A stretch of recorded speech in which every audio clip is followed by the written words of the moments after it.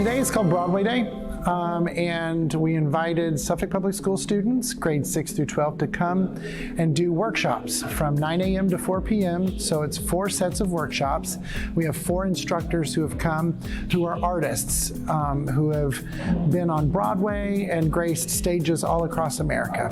And so these kids have a chance to come and learn acting, singing, dancing, and stage combat in a workshop style throughout the day. Teaching is something I really love to do. Like, it fills me up so much to see other people be able to grow because of whatever impact I had on their lives. To be asked and to be paid to do something that I love to do, it really is nothing less than a blessing. This was originally designed as a SIPA masterclass, and then I decided, since we have such high caliber people coming in, that I wanted to open it up to all of Suffolk so that all the students could really benefit. I am proud to say we have at least 81 kids representing all 3 high schools, all 5 middle schools in Suffolk today. I think it's really, really helpful to our community that we're doing a lot more things in music, because music is a worldwide language that expresses many things. So I think starting here, especially with the youth,